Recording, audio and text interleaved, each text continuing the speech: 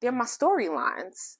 They're the lines in my notebook for the stories that has become my life so far. Hey squad, thank you for tuning in. Friendly reminder, I am a part of your tribe, but not your medical team. So anything that you hear that inspires you and that you want to try, please take it back to a professional. All right, enjoy today's episode. Just come to me, I'll give you that. Hi, welcome to today's first episode of Fluffy and Fit. And yes, it's pre-recorded. So for those of you who are like, I wanted it live, I'm still trying to figure it out, okay? But I said we were going to drop episode 1 in March, so I'm doing what I can to get us started. So welcome and thank you for tuning in. Like, subscribe, follow. I don't know where you're watching from, so do whatever you can do, all right? To just share this community with other people. But yes, if you don't know, my name is Selena and I am your podcast host, and I am super excited to join you today. And so I keep saying, I speak about myself in third person. Y'all gonna get over it because, it be me, myself, and I. And so, but for our first episode, because I think that's why I do that, actually. Yeah, because we're a community. You're in this with me. So for our first episode, actually our first 2 episodes, I just want to tell a little bit of my story, and it's going to be in 2 parts because if you have been following me from some of the other projects that I have done in the past, one thing about me is I love a great conversation, but we got things to do, right? So let's go ahead and get started. Today's first episode is my story, The Fluffy. Cause baby, there are 2 parts to Fluffy and Fit. Okay. So I want you to understand that the fluffy side. I have been fluffy, overweight, obese, morbidly obese, whatever term you want, fat, okay? Whatever term you use or you're familiar with, I have been like that, what I consider my whole entire life. And so getting to this point has been just a combination of so many things that I know I am still exploring, because y'all, I am in therapy because we are mind, body, soul, and spirit. So I am working on all parts of me. But this is a very vulnerable platform to do this with. But one of the reasons why I started Fluffy and Fit is because I realized that my journey is so connected to other people's journeys, right? And so a lot of times we live life in isolation. We put things on social media, we polish things up and put it on social media, but we actually live so isolated. Why? Because we keep so much of life to ourselves. We hold on to things. We put up walls. We put up barriers and boundaries. And while boundaries are good, don't trip. Y'all need boundaries. I need boundaries. We all need boundaries. While boundaries are good, I have found that on my wellness journey, on this journey from through healing and wellness and then wholeness, man, a lot of times I'm like, oh, it's just me. Oh, I'm the only one out here feeling this. I'm the only one out here experiencing this. No, Selena, it wasn't just you. No, squad, it's not just you. And it's not just me. It's not just us. It's other people. And so I was like, man, on social media, when you are inundated with, oh my gosh, post after post after post, reel after reel after reel. There's so much negativity. And what I have noticed and encountered myself personally that I think made me even more fearful and made me want to create this community is that there's so much misinformation. And in a world where we have all of these platforms that should be creating communities and bringing people together and building people up, people are being torn down and they are being fed straight up lies and hate, and there's so much fear mongering going on. And so the fluffy side of me was like, listen, I am out here with goals. Y'all, I have goals I have been working towards for a while. And I have goals that I've been working towards for a short period of time, right? And as the older I get, I realize that my goals change. And so this idea of trying to fit into a mold that I've been searching for my whole life, this mold that I will never fit in and never become, started to break down and started to have me look at my physical self through a different lens. Now, let me be very clear about one thing. When you come on this channel, if you're following, if you're watching the podcast, if you're listening to a clip, whatever, let me be very clear. My journey is still in progress. I am a work in progress, which means I will continue to learn. I will continue to grow. I will continue to get information about my body. I will continue to evolve and become the woman who God has called me to be. And so please don't say, well, this is what you said in 2025 and it's 2045 and now your opinion has changed. Baby, if some of my thoughts don't change in the next 20 plus years, there's something wrong with me, right? But here today, my beginning of this part of my journey, which is sharing my stories, sharing my journey, and just reaching out to other people to say, come, let's have these conversations, is because my whole life I've been a big girl. I always remember myself as the biggest girl, like the biggest one in the classroom, the biggest one on the school bus, the biggest one in my family, the biggest one on the step team, the biggest one on the dance ministry. It didn't matter what I was doing, right? The biggest one at the gym. It didn't matter what spaces I was occupying. I only saw myself through a singular lens and through a singular narrative. And then when I saw it as this really negative thing, this thing that was so damning, like, Selena, you are going to die one day because you are morbidly obese. It's in the word morbid, death. You fit in the die, girl, right? And so that is just a constant play that was happening in my head. And so I'm sure you can imagine, and you might have had similar experiences. It played on my self-esteem. It played on my self-worth. And it just played on just how I showed up in the world. And so as a child, that has had some long lasting impacts. Again, therapy. As a young adult, it has had some lasting impacts that caused me to make decisions that I don't know if I would have made. Maybe not. Who knows? But as a woman today in my 40s, amen. I choose to sit down. I choose to put this camera in front of me and I choose to hit record because I choose to say to myself and other people experiencing this that, one, you're not alone. Two, your weight is not your value. It's not. Okay. And three, what I am learning and seeing is that your weight is a number on your scale. Now, if you want that number to change, this community is not going to sit here and say, hey, don't lose weight, et cetera, et cetera. No, baby. Okay. If you're like, part of my journey needs to be that scale shifting, then we are here to support you. If your journey is like, listen, I like the number on the scale, but I feel in my body tired and sluggish. I haven't worked out in a decade. We are here to support you, right? And so while this particular episode is focusing on the fluffy, make sure you stay tuned for episode 2 that's going to focus on the fit. And then between the fluffy and the fit, then you could determine whether or not this is your community. And if it's not, there's no hard feelings, right? And so if you're like me though, and you share in that fluffy experience, as a child, I was always trying to figure out, okay, how do I lose weight? Right.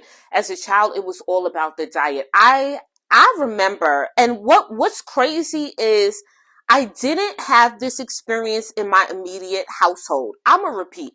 I did not have this experience in my immediate household. Growing up with a sister who was smaller than me, I never remember my sister teasing me about my weight. And I love that. Now, she teased me about other shit. Like, don't get it twisted. Okay. We were quite different, but I never remember her teasing me about my weight. right? I lived in a multi-generational household where it was both parents. I love you, boos. My sister and my late grandmother, my paternal grandmother. And I never remember, like, and maybe I blocked it out, but honestly, y'all, from the memories I didn't block out, I know I ain't blocked this out. Like, I never remember things being about the weight. It was about things like, you're not going to sit up in this bed all day Saturday and not clean this house. Okay? We West Indians. Like, you got up early Saturday morning to do your chores. Okay. It was about high expectations, for academics. It was about, we are a household, of a praying family, a family that prays together, stays together. That was what we said as a family. Those are memories I have in my actual household. But I always knew I was fat. Why? Because I left my home and I went into the world. And what's interesting is, in my home, I did the same things. Fat, skinny, it didn't matter. I got up early. I was an active child. I love dance. So they put me in dance school. I did ballet, tap, jazz. I remember playing outside. Now, I was a safe child, so I wasn't rambunctious like my sister. I did say we were different. So I do remember that being a big thing. But I love double dutch. We grew up in New York City. Shout out to Queens. PAL. All right. If y'all knew, Police Athletic League, during the summer, double dutch competitions. Just, we weren't like active in sports.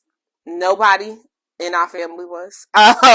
But we were active, right? We were well-kept kids. We were well-nourished. I remember my grandmother, again, a multi-generational household. She fixed a lot of the meals, a lot of the dinners. And so I remember, eating well, but we had fruits, we had vegetables, we had protein, we had carbs. We never went without.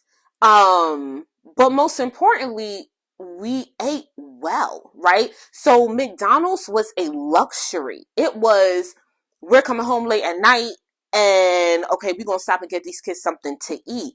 And I remember even with McDonald's, we would get a meal and we would share it. I remember being in the car on the way from church because, we would go to church really far and we had the cute little, y'all know the roughly dresses with the roughly socks. Baby, we was cute. We was stunting. But I remember them asking for extra napkins. That was the thing. Extra napkins because grandma sat in the back and she prepared me and my sister. She laid out all the napkins on our lap. She laid it out on our chest to make sure we were all covered up because we could not mess up the car, baby. You might have to eat in the car because it's late, but you're not going to mess this car up. And I remember the two cheeseburger meal. That's what we had. Me and my sister. I had one cheeseburger. She had another. We split the fry. We shared the soft drink. There was no supersize anything. And that was that. So it's just like all of my memories where I was treated like everyone else. I ate like everyone else. I was just always fluffy. And this was a reality that really became a reality when I stepped outside my house, when I went to school, right? And so when I started to experience the teasing, and what's crazy is it wasn't from everybody, it wasn't every day, but it was just like, oh, okay, so I am different, right? I am this thing, and just based on how you're treating me or what you're saying, I am this thing that's bad. And so when you think about it as a child who really is living life like everybody else and everybody else around her is, growing up the size that they're supposed to grow up, it becomes a little confusing because it's like, what about me makes me so different? Like, what am I doing wrong? These are the thoughts that I had. You're talking about first grade, second grade. And those of you who are parents now, as a first grader and a second grader, you can't process that with a level head because it's not meant for you to process. But that's just how I saw myself. And I'm going to get to something that's like real crazy, which is why Fluffy and Fit had to be created, because I'm like, this is insane and it needs to stop. Okay. And so as I grew up into my fluffiness. What does that mean? Well, I was, it was placed on me that I was wrong because I was not the right size. And so as I got older and older, I started to see it more and more. And I started to treat myself differently and allow others to treat me differently, even if that wasn't their intention, right? So the big girl who had to make the friends first so that people wouldn't tease her right away became who I was. And so I was constantly cycling through friends and friend groups because I'm like, if we cool, you're not going to sit here and tease me about my weight because we cool, right? And so I teetered and tottered on this, in this community where I hung out with the popular kids. I hung out with the kids that were not popular. I was just hanging out with everybody because I was that person. And so when I reflect now, I'm like, was that really what I wanted? And most importantly, was that what I needed? Right? Or was I just trying to, what did we say, protect ourselves because of our size? Because there's a lot of things I want people, if you're not fluffy, I want you to think about something that you're not proud of or something that you're able to put to the side, right? It might be an illness. It might, and not that that's anything to be ashamed of, but maybe you're like, I'm not really proud that I have like high blood pressure, right? And so I don't really tell people that. It might be a disability that is not seen, right? And so maybe you're struggling with ADHD, OCD, maybe you're struggling with, anxiety, but these are things you're like, I can hide. Imagine having to always wear your shame or some of the worst parts of you on your sleeve. That's what it feels like being fluffy and growing up fluffy, where I have this thing that people are telling me is wrong, I should be ashamed for. I feel ashamed and I want to change, but it's not that easy. And maybe I'm like, I can't change right now. There are situations that's happening, whatever the reason is. Imagine living your life with the biggest thing, literally and figuratively, but the biggest thing, just you're walking around with it. You can't even hide it, right? You can't just be skinny for a day. It's a very vulnerable body to grow up in, and it's a very difficult experience to live through and to have. But that was my experience growing up fluffy. And so fast forward, I don't remember all the things, and I may or may not share some things that I do remember, but I won't share it in the first episode. Y'all got to keep tuning in. But what I will share is this. I have gone through life being plus sized, thinking I was the biggest one, thinking something was wrong with me. Well, I want to share this story. The other day I was looking at some of those same childhood photos of myself in dance class, right? Because remember, I said I was still doing the things, and I loved doing the things, and I love dance. And I remember looking at a photo, and there were two big girls. There was one who was slightly taller and than the other kids, and darker than the other kids, and heavier. And then there was the second one who was just a little bit taller and a little bit darker and a little bit heavier. And at 40 years old, I stared at this picture. Y'all, I didn't know which girl I was.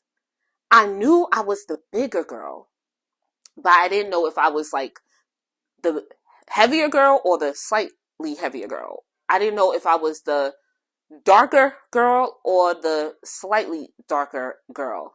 And this just recently happened, right? And so at 40, I'm first really confused with why I can't recognize myself in a photo in a group. Now, we were all wearing a really cute costume, Pink Panther, and we had the tail and everything. Adorbs. But I was like, why can't I see myself? Like, is this normal, right? Y'all, I need to keep a little notes, because I was like, I gotta bring this up next session, because I'm like, is this normal? And I can't even tell you how long I stared at that picture. It was definitely well over 5 minutes. I think I took a break. I came back and I was like, which one am I? And then so I got another picture from around that time and I'm comparing and I was like, I think I'm her, but that's not how I remember her. I think I'm the slightly heavier girl and the slightly darker girl. But I was like, but I remember always being the heaviest and the darkest. And I was like, I don't remember me just being slightly. I remember it being this big thing. And so I think it like, no lie, it had to be about 15, 20 minutes into this, like between both photos now, back and forth, taking a break, going back and forth, taking a break, going back and, and I remember saying, no, that's me. That has to be me. Selena, you have a second photo here. Like this, is you. So like compare it, right? And I realized in that moment that growing up fluffy really warped how I saw myself, and it warped how I saw myself in comparison to other people. And that as an adult, that I was still carrying that burden. I was still carrying the burden of how I saw myself because society had already tossed me to the side.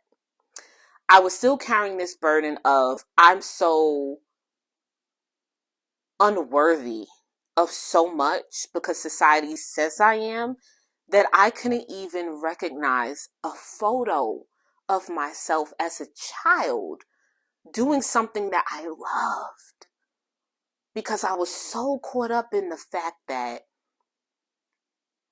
I wasn't the girl who I thought I was. And I spent 40 years of my life living in this extreme one-sidedness because of how I allowed the world to make me feel.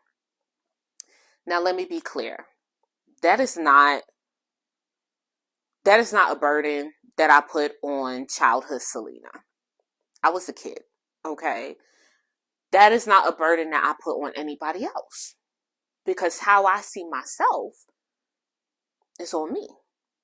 Yes, there could have been moments where people were kinder.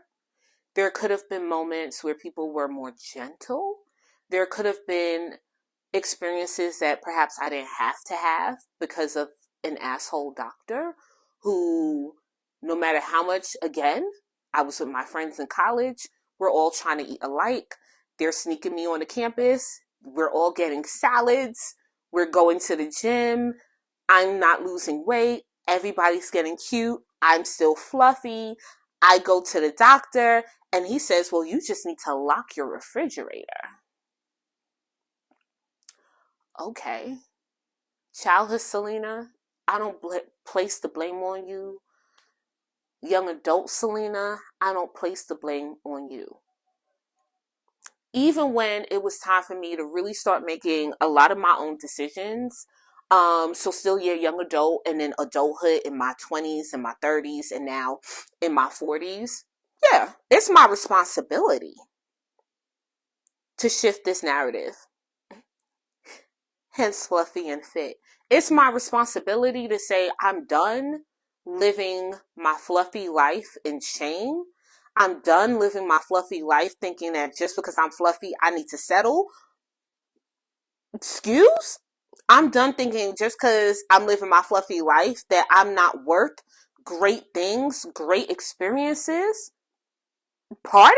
Like, I'm done. And I'm choosing to be done. What does it mean when I keep saying I'm choosing? Because sometimes I don't always feel done. There's a lot of work that needs to be had.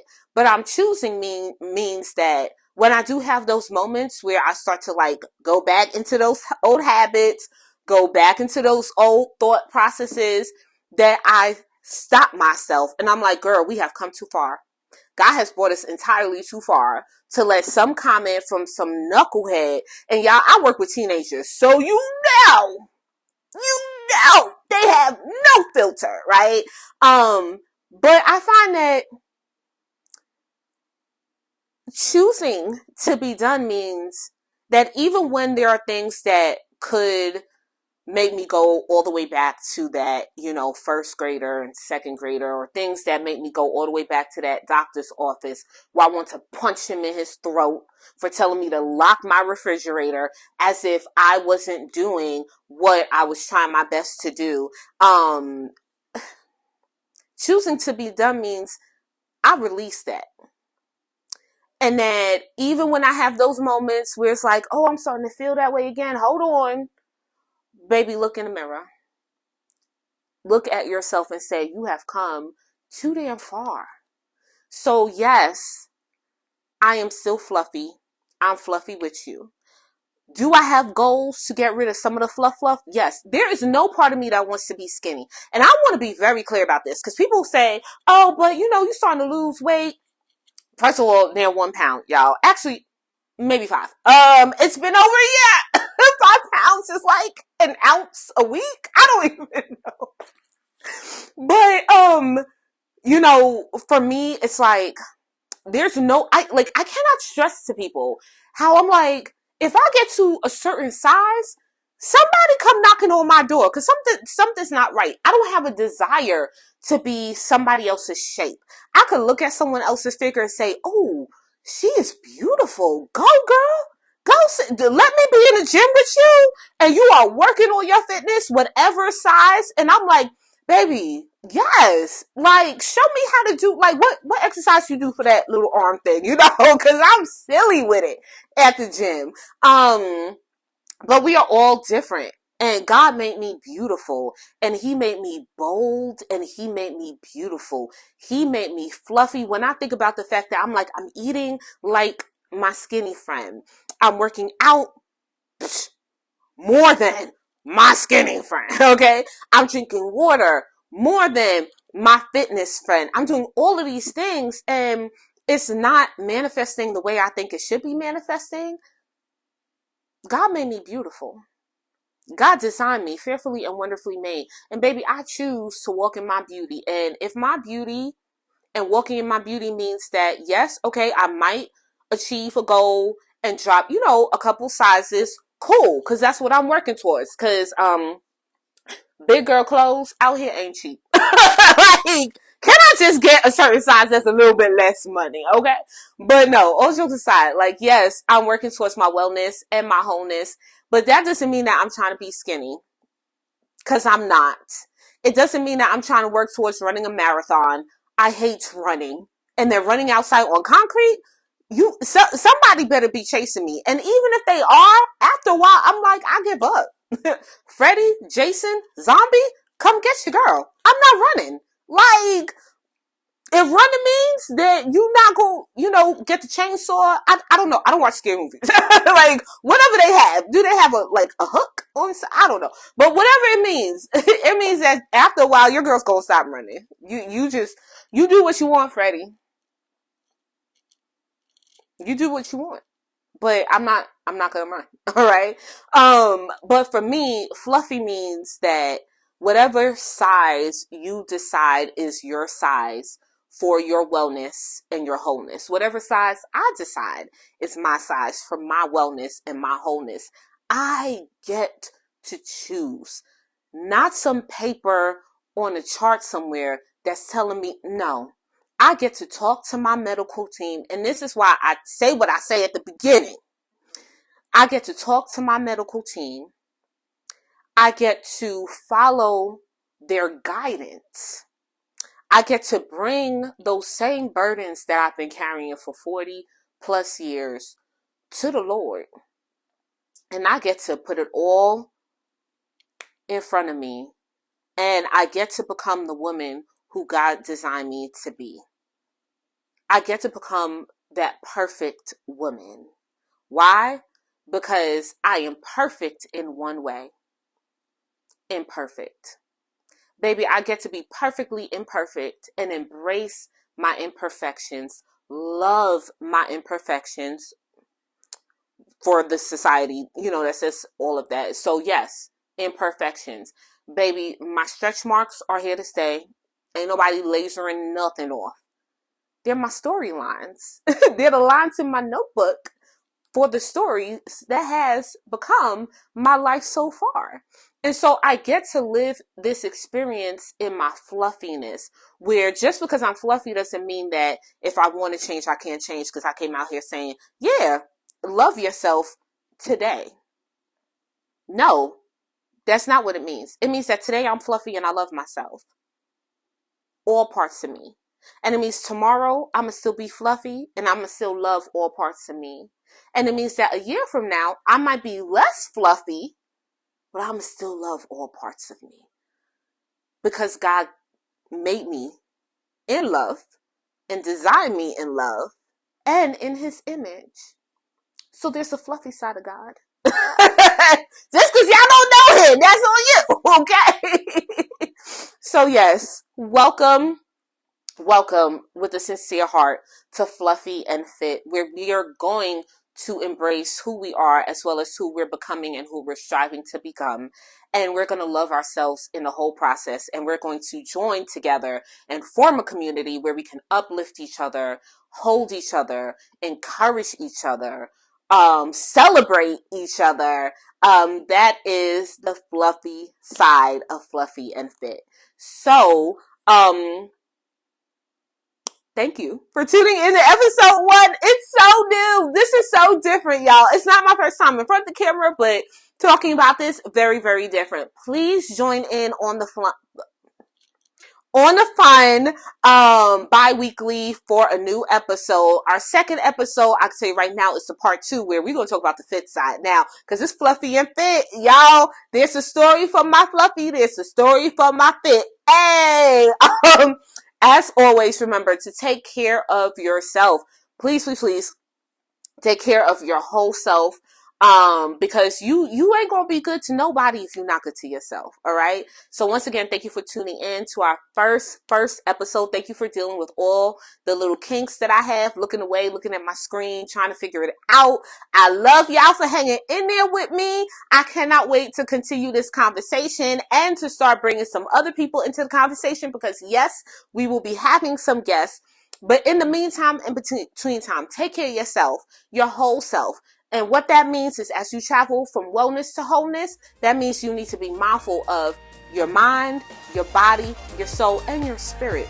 Do what you need to do for all parts of you. See you next episode. Bye.